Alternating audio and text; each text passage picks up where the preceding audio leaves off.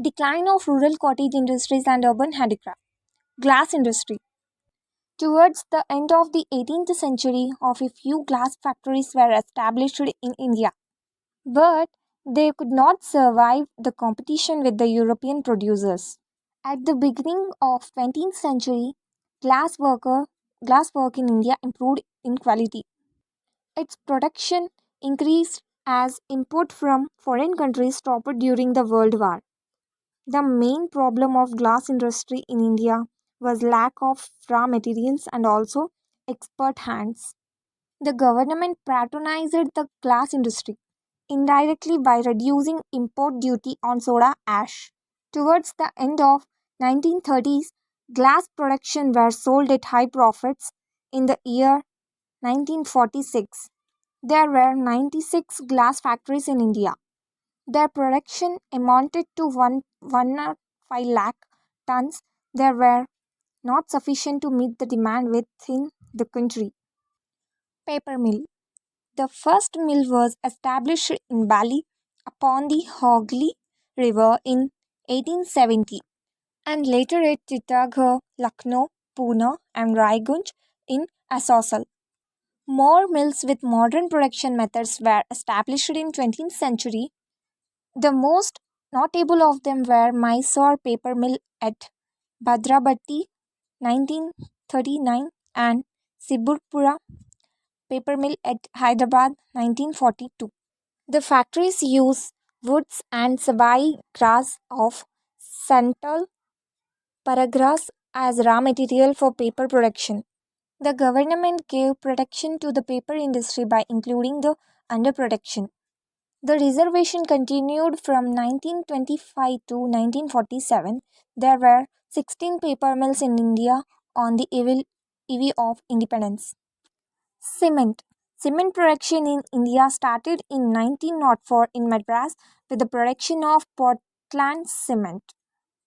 In 1912 to 1913, three other cement factories established in Katni and in Porbandar and at Bundi.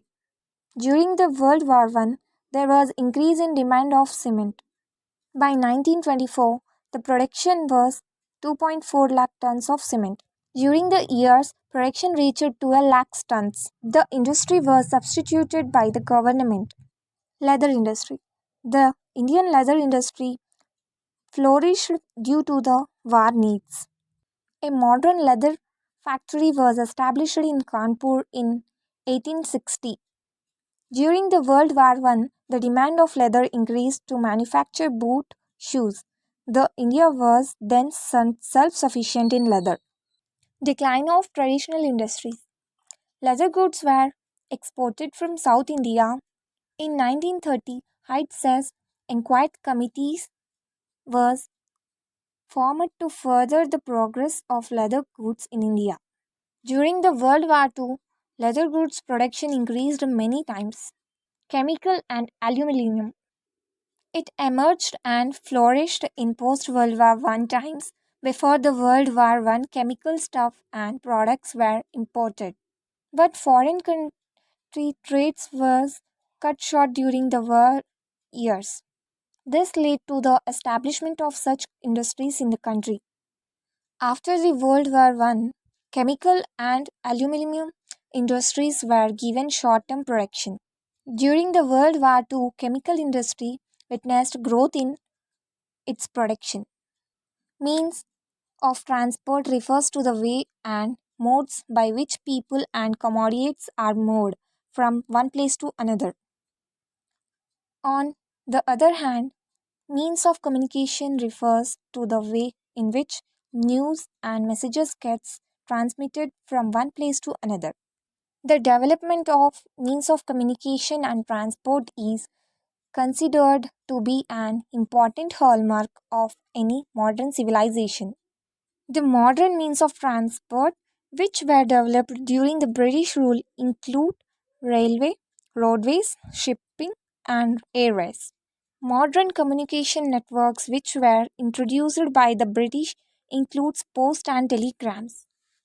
Growth of railways, roads, communication. Development of means of communication and transport in the pre-colonial colonial period prior to the British rule. The means of communication and the transport which had existed in India were relatively backward. There were no modern rail and road networks which connected important industrial and commercial centers located far apart. The network of communication was also backward and unreliable. A major reason for such backwardness was the self sufficient nature of village economy prior to the colonial times. Villages were self contained, producing enough to meet day to day needs of their inhabitants, and hence there no need to search for advanced modes of communication and transport. Bullock carts, pack horse, donkeys, and other such animal driven modes were used on transport goods on land. Along with the river basins and the coastal areas, crude boats and other accessories were used. There was a little awareness regarding steam engines and navigation canals. Development under British rule. The English East India Company was initially a commercial entity which had confined its activities to coastal areas. Post Battle of Plassey, the company began its territorial expansion and a need was felt for development of modern means of communication and transport. The following were the reasons. Market access. The British merchants needs to access Indian market located in the internal and expanding British Empire. The British were also exploring fields for raw materials requiring for the growing British industries. Hence, it was necessary to transport goods from ports to the interiors in vice versa in an insufficient manner. Territorial control. For territorial expansion, wars and consequence become necessity. The troops and other supplies were to be moved from different places, for which a reliable and strong network of transport became imperative. Administration. With the empire expanding, a need was felt to maintain links between provincial capitals, administrative headquarters, and far off places. This required a reliable communication network. Finance capitalism, infrastructure, particularly railways, produced a lucrative investment avenue for British capitalists as it generated high returns for them. Hence, the political, administrative, and economic needs. The company led to the development of modern means of transport and communication in India. Nevertheless, they were useful for India's economy due development in later stages. Importance of railways for transportation. It was realizing by the British that railways could be an effective means of transporting goods. Industrial revolution in England had created a huge demand for raw materials. Also, markets were needed for the scale of finished industrial goods. It was argued by Englishmen like R.M. Stephenson that railways could provide an easy and cheap mode of transport for surviving the British industrial and commercial needs.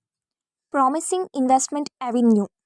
Industrial revolution had created a class of capitalists with surplus capital who had been looking for avenue to invest the surplus.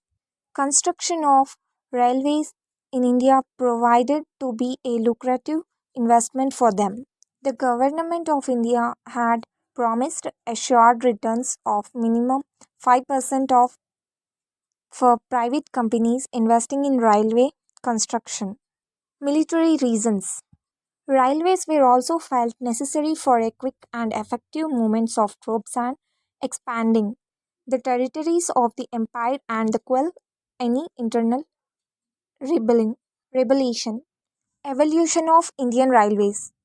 When Lord Dalhousie came to India in 1849 as Governor General, he expedited the process of developing railways. He was an ardent supporter railways and had prepared an extensive program of building and the main truck lines across British India.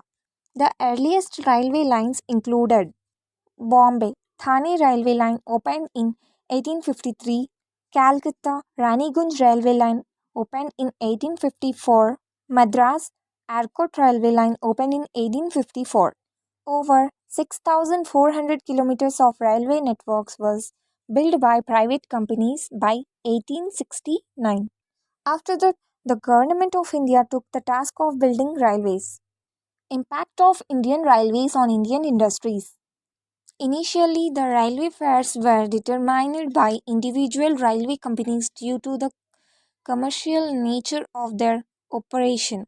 The fares were fixed not on the basis of what the population could bear, but with an intention to maximize their profit. Fares were discriminatory against Indian industries, charging higher rates from Indian industries as compared to other British counterparts. Fares also discriminated routes which connected to hinterland regions against those routes which are leading to the ports. This was meant to facilitate the movement of goods in favor British interest as against the connectivity needs of India. Due to a virtual absence of communication from other modes of transport, railway companies enjoyed a monopoly in fixing the prices within their routes. Such discriminatory rate structure not only limited the growth of railway traffic but also hurt the industrialization of India. Roadways in India. Evolution of roadways in India. Pre-colonial times. Road network in India was poorly developed till the end of Mughal period. The roads that were built, including the truck route, were inadequate to meet the growth needs of a country like India. During the early years of British rule, not much importance was given to roads. Much of their attention was focused towards building the railway network, leading a neglect of roadways. Under British rule, Lord William Bethink was among the earliest of British administrators to focus on road development. He had initiated a project to connect Calcutta, then capital of British India, with the Frontier region. It was known as a Grand Trunk Road and connected Calcutta with Delhi. Work on it began in 1839. The road was later extended to Lahore and Peshawar. Lord Dalhousie had created a separate department known as the Public Work Department (PWD) to supervise the coordinate the construction of various works such as roads, bridges, canals, etc. The PWD was under the charge of a chief engineer. After the First World War, the construction of road network received a great attention with good metal roads began laid at important places. Though there was a slowdown in road construction in the period before Second World War due to the financial burden posed by the construction of railways. The Second World War and post period witnessed a rapid growth of road network. The Nagpur Plan of 1943, with a 10-year target of increasing the road length by over 1 lakh miles, had an objective of bringing all villages within a 5-mile radius of a main road. Waterways in India. The British had modernized the waterways and made them into an important means of transport for communicational purposes, commercial purposes. Until then, water transport was limited to the coastal regions and along small stretches of river courses. The British has developed inland navigation channels and introduced steam engines led vessels which were extremely useful for merchants as well as common people. Buckingham Canal was one such important navigation channel which connected Madras presently with Kakinada, a port town in Andhra Pradesh. However, the waterways were relatively less developed when compared to other modes, such as railways and roadways, because most of the funds means for public transportation system were allocated to railways. Airways in India.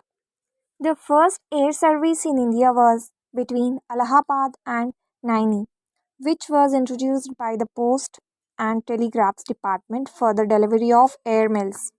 India's first international air service was inaugurated by Indian Transport Continental Airways Limited in 1932.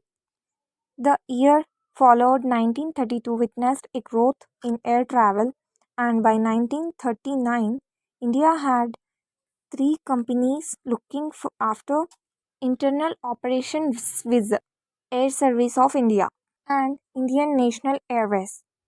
The Second World War period witnessed a huge boom in air transport service,